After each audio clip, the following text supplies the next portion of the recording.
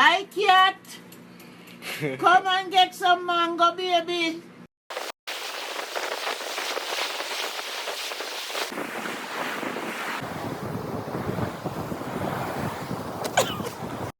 One, two, 1, 2, 3.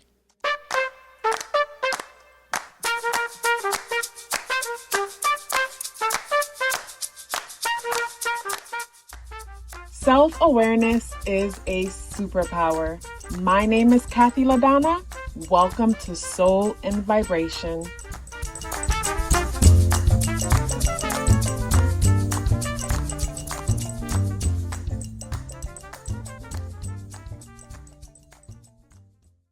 I hope the free thinkers are doing well. And if you're not doing well, I'm happy to remind you that you are the most powerful person that you know. You are the most powerful person that you know because only you can create your reality. Hey guys, today is January 13th and the day adds up and reduced to the number 3 vibration. If today is your birthday, happy birthday. So the number 3 is repeated because the day is the 13th and everything adds up and reduced to the number 3 vibration.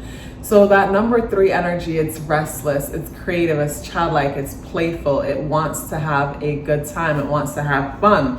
The moon is in Libra, the moon is in a place that's social, the moon is in a place that's relatable, and the moon is positively aspecting Mars, which is in Gemini. And Mars went direct yesterday, and with the energy of Mars going direct yesterday, to me, it reminds me of summertime. I mean, living in Florida now, it's summertime all the time. When I used to live in Massachusetts, whenever summertime was coming or I felt it, I would just feel so electrified because I just love summer.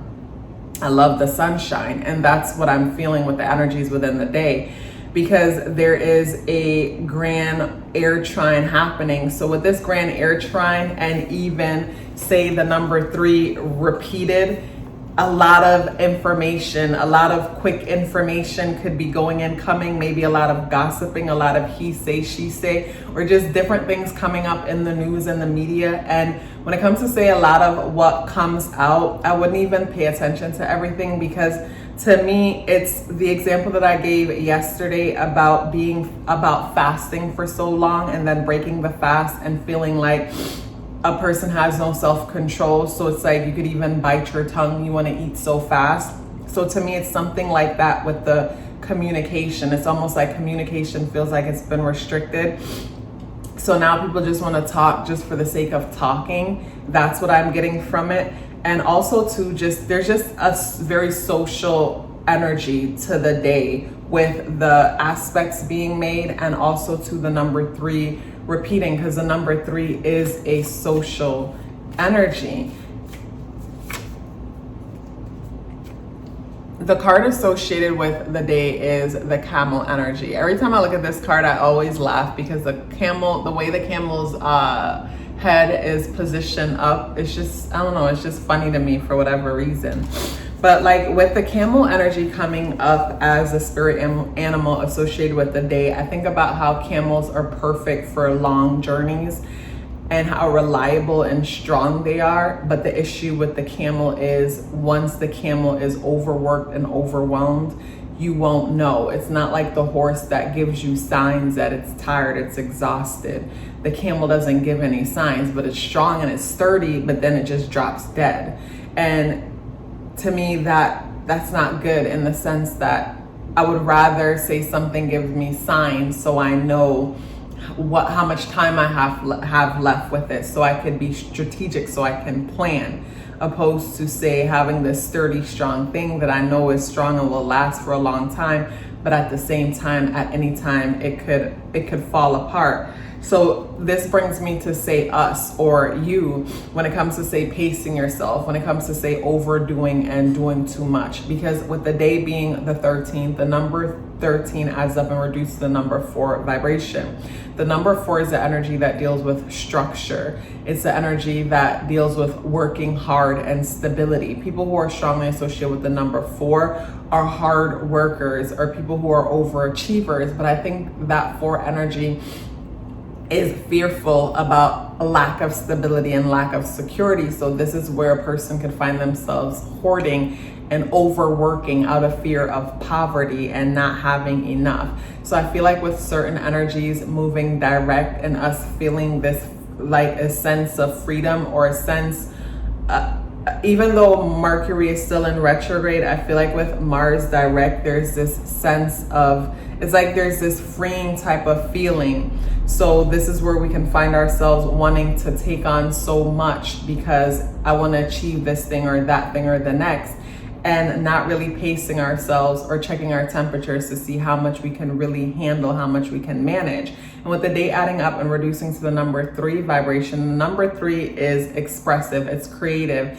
it's the child for life, but it's also resourceful. So this is where we can find ourselves coming up with all kind of great ideas that are great, but not necessarily great for us. Ideas that are great based on, say, what we see someone else doing, but does that fit my personality? Is that good for me? When I look at the number 3 energy, I think about how, say, with me, I used to have millions of business ideas and start so many different things and not follow through with any of them because the thought of these things sound good, but these things didn't match me personally. And with Mercury in retrograde in the sign of Capricorn, this is where we can go after business ideas or go after paths, whether it's career-wise or education. Go after it because it sounds good, because it's something that is respectable. It's something that we were taught that, you know, people look up to.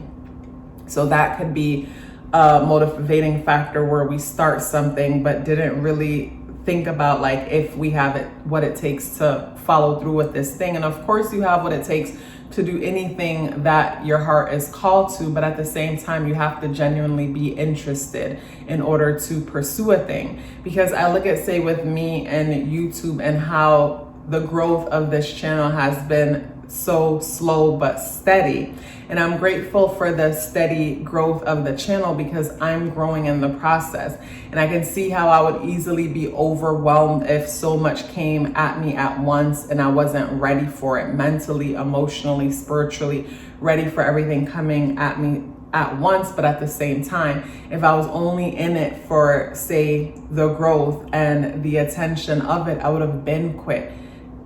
Because of the slow growth, and then looking around and seeing other people grow faster. But for me, it's the love of it. My moon is in Leo. So with my moon in Leo, my moon is in Leo in the 12th house. So I'm nurtured at the thought of creatively expressing myself, especially about things like this. So that's what helps me to keep going because I enjoy it. It's therapeutic to me. A lot of the times when I do these messages, as I'm speaking to you, especially when I do the pick a card readings.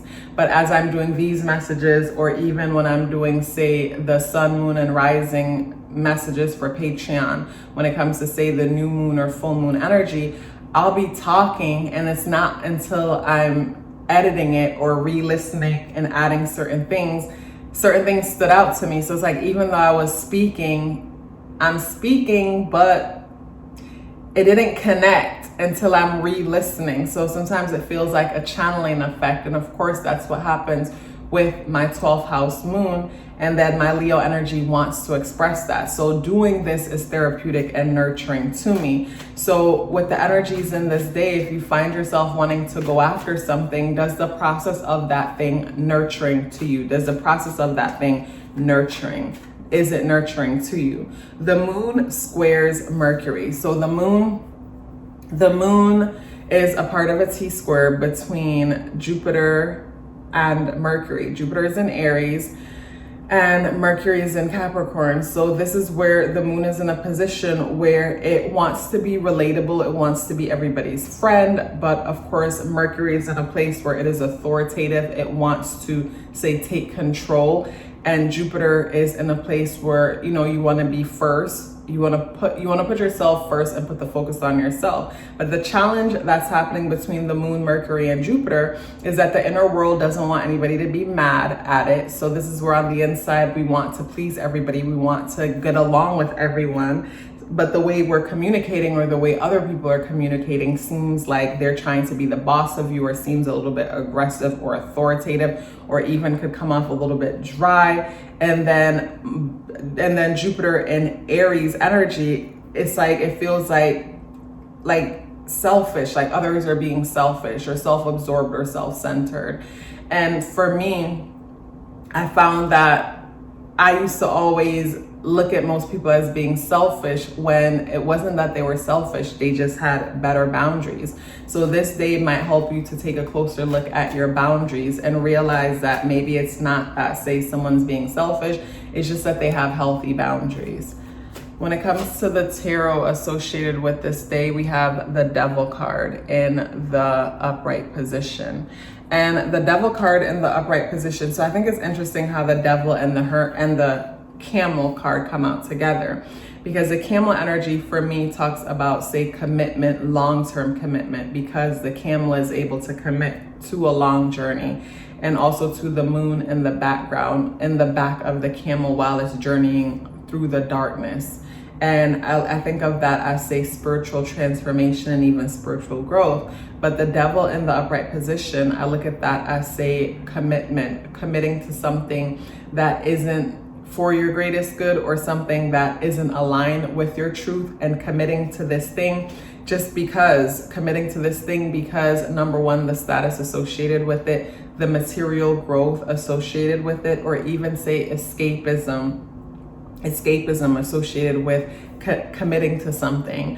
But something about the commitment to this thing could be destructive. I think of how, say, the 3 energy associated with the day, and how the number 3 energy is an escaping energy. The number 3 energy is a rebelling energy. The number 3 energy is one where a person could find themselves wanting to do something that they know they're not supposed to do, but get a kick out of doing it anyways. That's something with the number 3 energy. It's like that rebellious child. And Venus is in Aquarius, and the days associated with Venus, Friday is Venusian day. So with Venus in Aquarius, this is where we value rebelling. We value being the outcast, being different for the sake of being different. And then the number 3, the day associated with the number 3 is mischievous. So it's like, imagine being mischievous and doing something that you know you're not supposed to do, but enjoy doing it because you know you're not supposed to do it, and then valuing the idea of just rebelling for the sake of it, being the outcast. And Juno, the asteroid, enters into Aries today. And Juno talks about what keeps us in a long-term commitment, what keeps us in anything. Wherever Juno is in your chart, pay attention to Juno, because, say, Jupiter or Venus might reflect your partner, what attracts you to a person, where you might meet them. But then Juno is what keeps you. And Juno is not just what keeps you in a relationship, it's what keeps you in anything. So with Juno entering into Aries, collectively, Juno and Aries, it talks about, say, healthy competition, freedom, and focusing on self, having the attention focused on us. Like, as a collective, that's something that's important at the moment. But with the energies within the day, I just get a lot of childlike energy. And with this childlike energy, this is where a person could find themselves going off and participating in something that could feel fun in short term, but then the consequences of this fun overweighs the short-term fun that a person might experience within the moment. But definitely a back and forth with wanting to be structured, but at the same time wanting to have a good time. I get skip school vibe, and there's nothing wrong with skipping school, because lately I've been doing that. Skipping school meaning taking more days off and just doing nothing, opposed to always feeling like I need to be productive, I need to get stuff done. And I do have things that needs to get done, and it gets done, but at the same time, whenever I feel like I need a break, I just allow myself to take that break. And this day might be that day where you feel like you can use a break. If you would like to book a natal chart or a tarot card reading, the link is in the description box below. If you would like to check me out on Patreon, that link is also in the description box below. If you're still here with me, I'd love to hear about it. Please let me know by dropping me a yellow heart in the comment box below. I would love to hear from you, and I look forward to seeing you tomorrow. Love yourself as if your life depended on it, because it does. Take care of yourself, and I look forward to seeing you in the next video.